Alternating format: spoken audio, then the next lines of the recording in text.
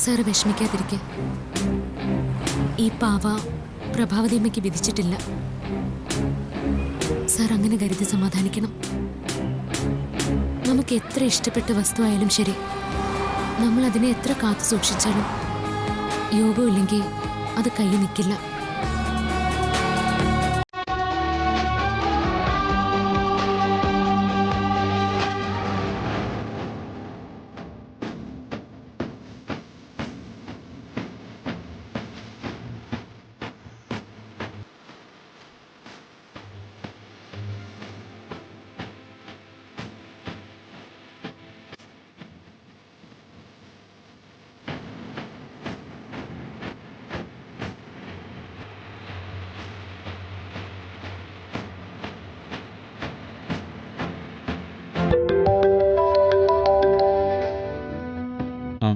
ചേച്ചി, എടാ എന്തായടാ, നീ അയാളെ കണ്ടോ? അയാളോട് നീ നേരിട്ട് സംസാരിച്ചോ? ചേച്ചി, അയാൾ ഇവിടെ ഞാൻ നിൽക്കുന്നിടത്ത് വരാന്നാ എന്നോട് ഫോണിൽ പറഞ്ഞു. അതനുസരിച്ച് ഞാനിവിടെ വെയിറ്റ് ചെയ്യും. പക്ഷേ ഇപ്പം ഞാൻ വിളിച്ചിട്ട് അയാൾ ഫോൺ എടുക്കുന്നില്ല. ഇപ്പൊ കുറേ വട്ടം വിളിച്ചു നോക്കി, കിട്ടുന്നില്ല ചേച്ചി. അയാൾ ഫോൺ എടുക്കുന്നില്ലേ? എടാ, അയാളെ കിട്ടാതെ ഒരു സമാധാനം ഇല്ലല്ലോ. ചേച്ചി, അയാൾക്കും പാർവതിക്കും തമ്മിൽ എന്തോ ബന്ധമുണ്ടെന്ന എൻ്റെ ബലമായ സംശയം. അവർ തമ്മിൽ കണ്ട് സംസാരിച്ചാ അത് നമുക്ക് പാരയായി മാറുമെന്ന് എനിക്ക് പേടിയുണ്ട്. എടാ ദേ, അവൾ അയാളെ കാണുന്നതിന് മുൻപ് നീ അയാളെ കണ്ടിരിക്കണം. എടാ, അതല്ലേ ഞാൻ നിന്നെ ഏൽപ്പിച്ചത്. കാര്യത്തിന്റെ ഗൗരവം അറിഞ്ഞ് പെരുമാറാൻ അറിയാത്തൊരു മണ്ടൻ. നിന്നെ ഇത് ഏൽപ്പിച്ച എന്നെ വേണം പറയാൻ. അതുകൊള്ളാം. അയാൾ വരാത്തതിന് ഞാനിപ്പോൾ എന്ത് ചെയ്യാനാ? അയാളെ വിളിച്ചിട്ടാണെങ്കിൽ ഫോണും എടുക്കുന്നില്ല. ഞാനിപ്പോൾ എങ്ങനെയാ ചേച്ചി അയാളെ കോണ്ടാക്ട് ചെയ്യുന്നത്? എന്റെ പ്രതാപ, അവൾ ഇവിടുന്ന് വിശാലിനെ നിർബന്ധിച്ച് അവനെയും കൂട്ടി പുറത്തേക്ക് പോയിട്ടുണ്ട്. എന്റെ ഊഹം ശരിയാണെങ്കിൽ അവൾ അവനെയും കൂട്ടിക്കൊണ്ടു പോയത് അയാളുടെ അടുത്തേക്ക് തന്നെ ആയിരിക്കും. എടാ, വിശാൽ അയാളെ കണ്ടാൽ എല്ലാം പൊളിയും. ഞാൻ നടത്തിയ കള്ളത്തരം മിക്കവാറും ഇന്ന് പാർവതി അവന് ബോധ്യപ്പെടുത്തി കൊടുക്കും. എടാ, ചുമ്മാതാണോ അവൾ ഇത്ര ധൈര്യത്തിൽ എന്നെ വെല്ലുവിളിച്ചത്? ഇനി എങ്ങനെ ഒന്ന് രക്ഷപ്പെടും? ആലോചിച്ചിട്ട് ഒരെത്തും പിടിയും കിട്ടുന്നില്ല. എടാ, നീ ഫോൺ വെക്ക്, ഞാൻ നിന്നെ വിളിക്കാം. ഹലോ.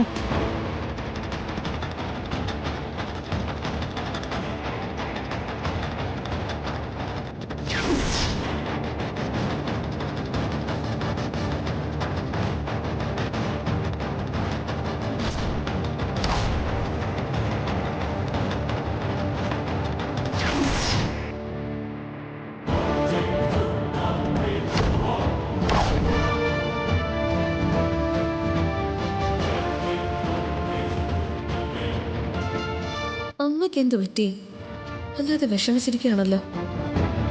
ഇങ്ങനൊരവസ്ഥയിൽ അമ്മയെ മുമ്പ് കണ്ടിട്ടേയില്ല. പൂജയുടെ നേരത്തെ ഇവിടെ വന്നിരിക്കണമെങ്കിൽ എന്തോ പ്രശ്നമുണ്ടല്ലോ.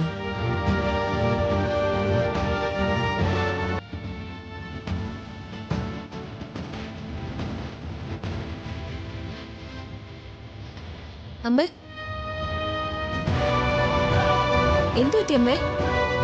അമ്മ എന്താ ഇങ്ങനെ വിഷമിച്ചിരിക്കുന്ന? താഴെ പൂജ നടക്കുമല്ലേ, അമ്മ വരുന്നില്ലേ? അമ്മ എന്താ ഒന്നും മിണ്ടാത്ത?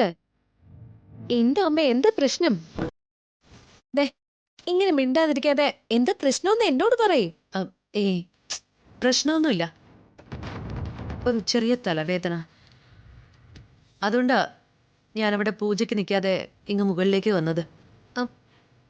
തലവേദനയാണോ? വേറെന്തെങ്കിലും കുഴപ്പമുണ്ടോ? ഹോസ്പിറ്റലിൽ പോണോ? അതൊന്നും വേണ്ട. തലവേദനയ്ക്കുള്ള മെഡിസിൻ എന്തെങ്കിലും? ഒന്നും വേണ്ട ഗാർഗി, കുറച്ച് റെസ്റ്റ് ചെയ്താൽ അതങ്ങ് മാറിക്കൊള്ളൂ. എന്നാ അമ്മ റെസ്റ്റ് എടുക്ക്. അമ്മ ഇങ്ങനെ ഇരിക്കുന്നത് കണ്ടപ്പോൾ എനിക്ക് ഭയങ്കര ടെൻഷനായിപ്പോയി. അതാ ഞാൻ ഇങ്ങോട്ട് കയറി വന്നേ. ശരി. ഗാർഗി, പാർവതി വിശാലിനെ വിളിച്ചുകൊണ്ട് തിടുക്കപ്പെട്ട് എങ്ങോട്ടാ പോയത്? നിന്നോട് എന്തെങ്കിലും പറഞ്ഞായിരുന്നോ? ഏയ്, എന്നോടൊന്നും പറഞ്ഞിട്ടില്ല. എന്തിന്? ബ്രോയോട് പോലും അതവള് സസ്പെൻസ് ആയിട്ട് വെച്ചിരിക്കുക. എങ്ങോട്ടാ പോകുന്നതെന്ന് പാർവതിക്ക് മാത്രമേ അറിയൂ.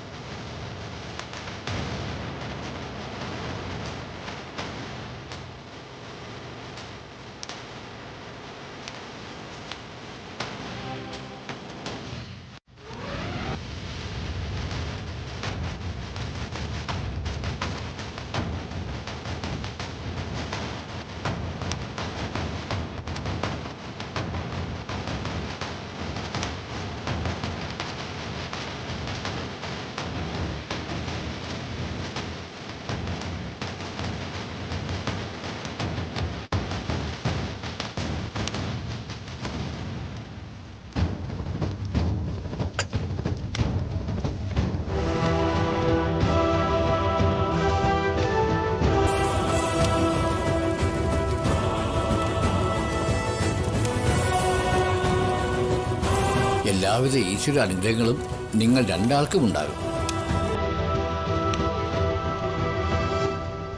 അധികം വൈകാതെ തന്നെ സന്താന ഭാഗ്യവും ലഭിക്കും.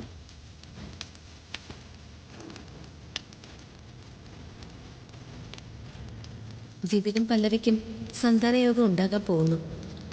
വിനയ് ഇവിടെ എന്നോടൊപ്പം ഉണ്ടായിരുന്നെങ്കിൽ വിനയനും എനിക്കും ഈ പൂജയിൽ പങ്കെടുക്കാമായിരുന്നു. ഞങ്ങൾക്കും സന്താന ഭാഗ്യം ഉണ്ടായേനെ.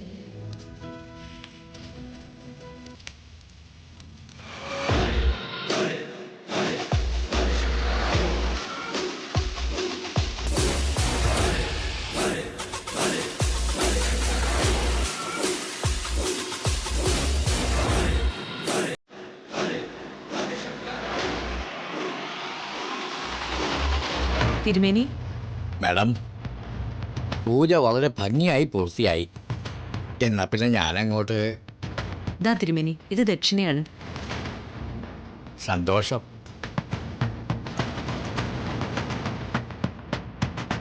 മാഡം, പൂജ നടന്നപ്പോൾ എൻ്റെ മനസ്സിൽ ഞാൻ ചില നിമിത്തങ്ങൾ കലയുണ്ടായി. നിമിത്തങ്ങളോ? എന്ത് നിമിത്തങ്ങളാ തിരുമേനി? മാഡം, ഒരു വലിയ പ്രതിസന്ധി ഘട്ടത്തെ നേരിടാൻ പോവുക. അത് മാഡത്തെ ഒരു വലിയ ഊരാക്കുടുക്കിൽ കൊണ്ടുവന്നെത്തിക്കും. തിരുമേനി, അതെന്താണെന്നൊന്ന് കൃത്യമായിട്ട് പറയാൻ പറ്റുമോ? അതിപ്പോൾ സാധ്യമല്ല. പക്ഷേ ഒന്ന് മാത്രം ശ്രദ്ധിക്കുക. ഇനിയുള്ള ഓരോ ചുവടുവയ്പ്പും വളരെ ശ്രദ്ധിച്ചായിരിക്കണം. അങ്ങനെ ശ്രദ്ധിച്ചു കഴിഞ്ഞാൽ ഒരു പരിധിവരെ വരാൻ പോകുന്ന അപകടങ്ങളിൽ നിന്ന് മാഡത്തിന് രക്ഷപ്പെടാം. അപ്പോൾ പറഞ്ഞത് മറക്കണ്ട. ഓരോ നിമിഷവും വളരെ ശ്രദ്ധിക്കണം. എന്നാ പിന്നെ ഞാൻ ഇറങ്ങുക.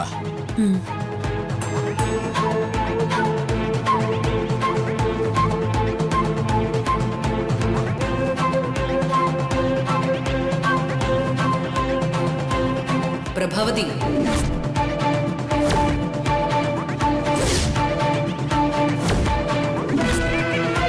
നിന്റെ അവസ്ഥ കാണുമ്പോഴേ എനിക്ക് ചിരിയാ വരുന്നേ. നീ തോറ്റ് പരാജയത്തിന്റെ പടുകുഴിയിലേക്ക് വീഴുകയാണല്ലോ പ്രഭാവതി. നിന്റെ സാമർഥ്യമൊക്കെ എവിടെ പോയി? പുത്രസ്നേഹം എന്ന മായാവലയത്തില് നീ വിശാലിനെ കാലാകാലങ്ങളായി മയക്കി കിടത്തിയിരിക്കുകയായിരുന്നു. പക്ഷേ ഇപ്പൊ അവൻ ആ വലയം ഭേദിച്ച് നിന്റെ ഏറ്റവും വലിയ ശത്രുവായിട്ട് മാറുമെന്നാ എനിക്ക് തോന്നുന്നത്. മിക്കവാറും എത്രയും പെട്ടെന്ന് തന്നെ അവൻ നിന്റെ കഴുത്തിന് കുത്തിപ്പിടിച്ച് പുറത്താക്കുന്ന അവസ്ഥ ഇവിടെ ഉണ്ടാവും.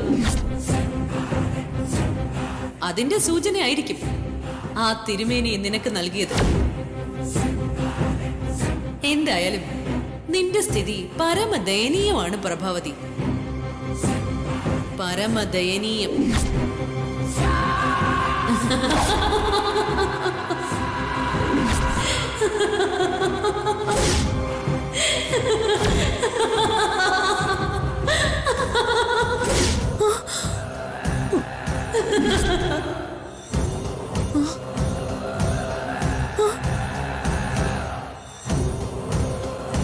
ഇല്ല, ഇനി പരാജയപ്പെടാൻ ഈ പ്രഭാവതി ഇല്ല. 16 വർഷമായി ഞാൻ പരിശ്രമിക്കുന്നത് ഇവിടുത്തെ സ്വത്തുക്കൾ നേടിയെടുക്കാൻ വേണ്ടിയായിരുന്നു. അതെനിക്ക് നേടിയെടുക്കണം. ആ ലക്ഷ്യം എനിക്ക് സാധിക്കണം. ഈ സ്വത്തുക്കൾ ആർക്കും ഞാൻ വിട്ടുകൊടുക്കില്ല. അങ്ങനെ ഒരു സാഹചര്യം ഉണ്ടായാൽ എല്ലാം ഞാൻ നശിപ്പിക്കും. ഈ വീട് ചുട്ട് ചാമ്പലാക്കും. ഇവിടുത്തെ സ്വത്തുക്കൾ മുഴുവൻ അന്യാധീനമാക്കും.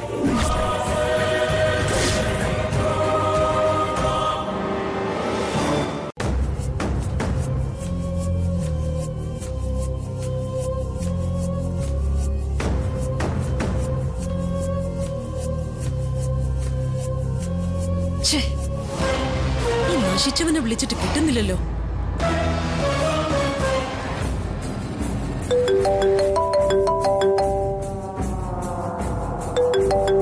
ചേച്ചിയോട് ഞാൻ എന്തു പറയും?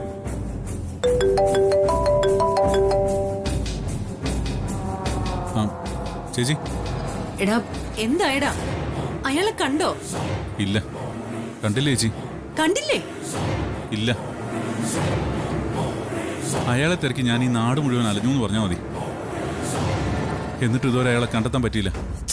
എടാ കിഴങ്ങ, നീ ഇങ്ങനെ ഒരു വകയ്ക്ക് കൊള്ളാത്തവനായി പോയല്ലോ. ചേച്ചി പ്ലീസ് ചേച്ചി, എനിക്ക് കുറച്ച് സമയം താ. ഞാൻ എങ്ങനെ അയാളെ കണ്ടുപിടിച്ചു തരാം? എവിടുന്ന് കണ്ടുപിടിക്കുന്ന പ്രതാപ? ദേ, ഇത്രയും നാള് നമ്മൾ വെറുതെ ഇരുന്നത് ശരിയായില്ല. ഇനി ചുമ്മാ നോക്കിയിരുന്നിട്ട് കാര്യമില്ല. ഞാൻ ചില കടുത്ത തീരുമാനങ്ങൾ എടുക്കാൻ പോവാം. എന്നാലേ ശരിയാവൂ. അല്ലാതെ എത്ര നാളിങ്ങനെ ജീവിതം കൈ പിടിച്ച് പേടിച്ച് കഴിയും? അതുകൊണ്ട് പ്രതാപ, നമ്മളിതേ അവസാന യുദ്ധത്തിന് ഒരുങ്ങുക. ഇനി മുന്നും പിന്നും നോക്കാനില്ല. നിനക്ക് സഹായത്തിന് ആളെ വേണമെങ്കിൽ വിളിക്കാം. അതിനി എത്ര ആളുകളെ വേണമെങ്കിലും ആവാം. ചേച്ചി ചേച്ചി എന്ത് ചെയ്യാൻ പോവാ? തീർത്ത് കെട്ടാൻ പോകുന്നു. വിശാലും പാർവതി ഇനി ജീവിച്ചിരിക്കാൻ പാടില്ല. രണ്ടിനെയും എത്രയും പെട്ടെന്ന് അവസാനിപ്പിക്കണം. അത് അല്ലേച്ചി, നീ ഒന്നും ഇങ്ങോട്ട് പറയണ്ട.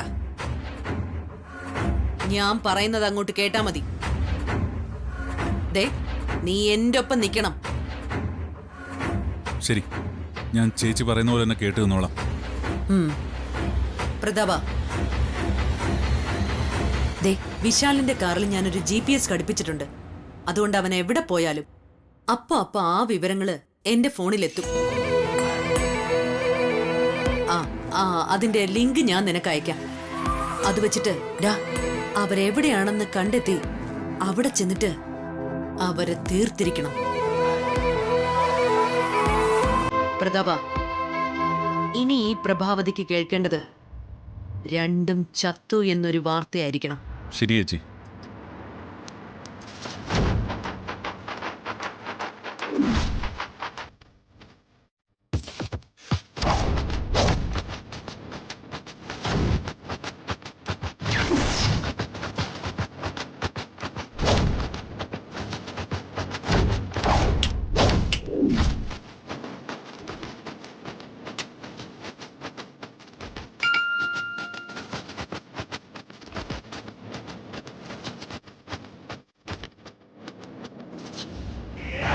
ഓഹോ, അപ്പൊ ഈ വഴിയിലൂടെയാണ് അവരുടെ സഞ്ചാരം.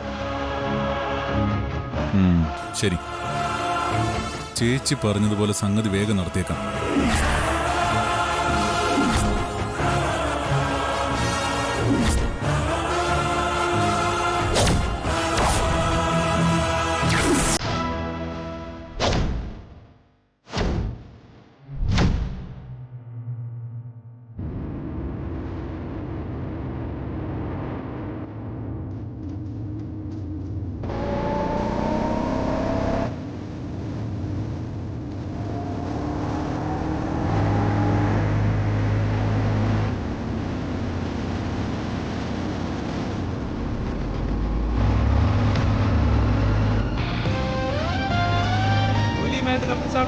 അത്ര പുതിയതൊന്നും അല്ല, 1 ഇയർ കഴിഞ്ഞു.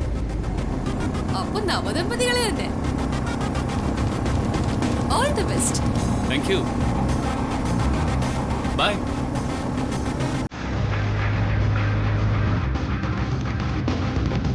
ആ പിള്ളേർ എത്ര ഹാപ്പി ആയിട്ടാ പോകുന്നല്ലേ. അതെ അതെ.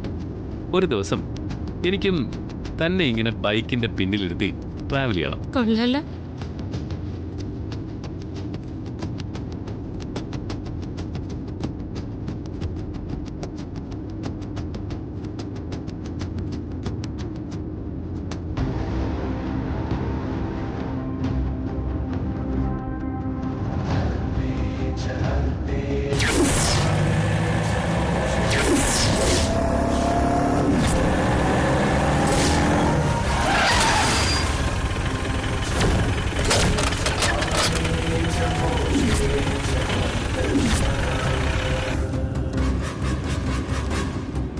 അയ്യോ, അപകടം.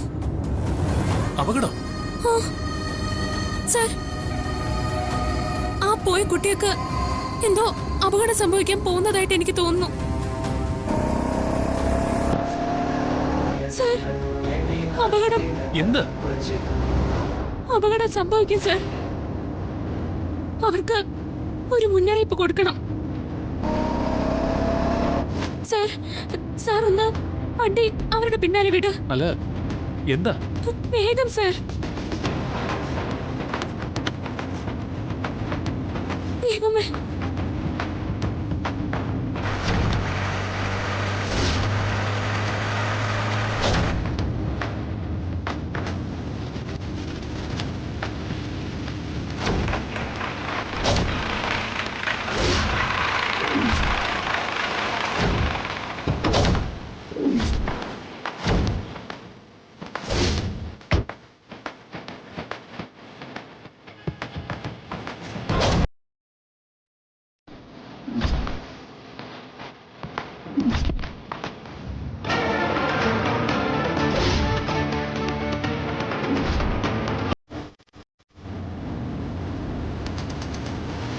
ദാ, ഈ വഴി തന്നെ വരുന്നത്.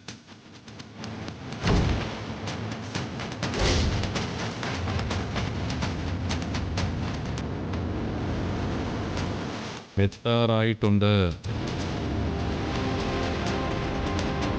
നമുക്ക് പതുക്കെ നീങ്ങിയാലോ?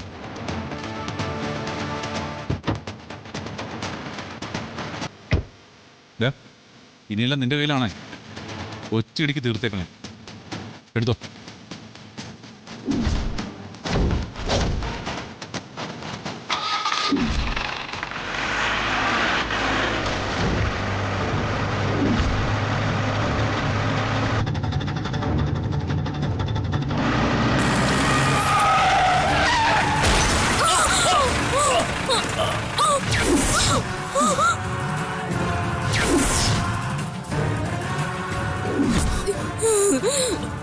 Vishal sir,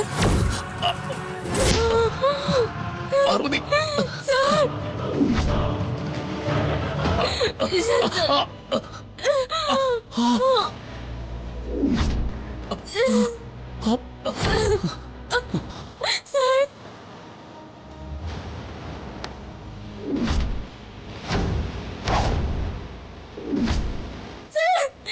Vishal sir.